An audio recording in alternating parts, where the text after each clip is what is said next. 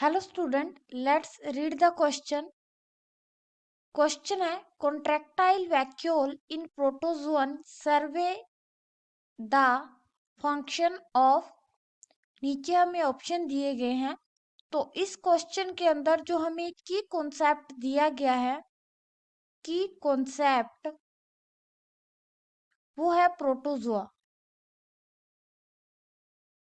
Protozoa. तो सबसे पहले हम प्रोटोजोआ के बारे में देखते हैं। प्रोटोजोआ एक यूकैरियोट्स है, यूकैरियोट्स है और ये यूनिसेल्युलर होते हैं।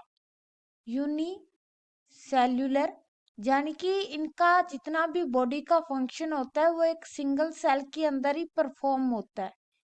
सिंगल सेल ऑर्गेनिज्म होती है ये। प्रोटोजोआ जो होते हैं वो मेनली माइक्रोस्कोपिक होते हैं, माइक्रोस्कोपिक। और ये फ्री लिविंग भी होते हैं, फ्री लिविंग, या बहुत सारे ऑर्गेनिज्म के ऊपर पैरासाइट की तरह भी काम करते हैं, जैसे कि ह्यूमन। ह्यूमन के अंदर मेनली पैरासाइट की तरह काम करते हैं और ये डिजीज कॉज करने का काम करते हैं। तो अगर हम बात करें, प्रोटोजोआ के अंदर एक सेल ऑर्गेनली भी प्रेजेंट होता है और उस सेल ऑर्गेनली का नाम है कॉन्ट्रैक्टाइल वैक्यूल।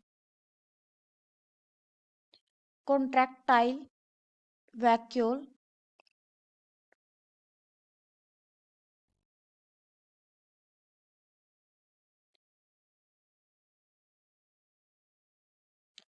ये कॉन्ट्रैक्टाइल वैक्यूल जो होती है वो प्रोटोजोआ के अंदर ओस्मो रेगुलेशन का काम करती है।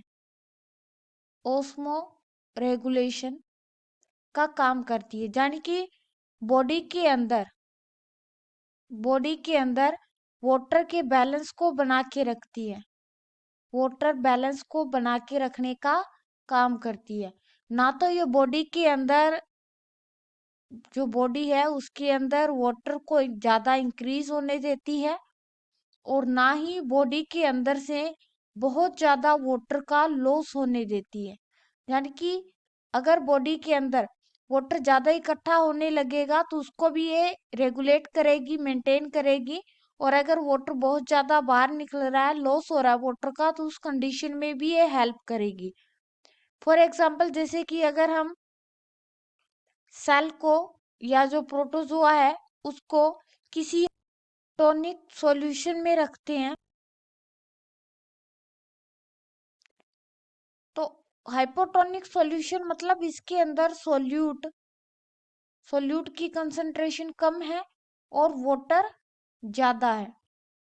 तो ऐसे सॉल्यूशन के अंदर अगर हम किसी प्रोटोजोआ को रखते हैं तो उसमें क्या होता है कि वाटर जो है वो प्रोटोजोआ के अंदर जाना शुरू कर देता है।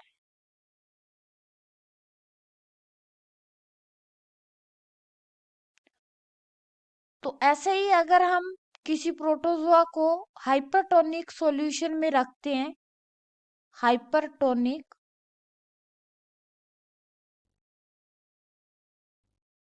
तो उस समय भी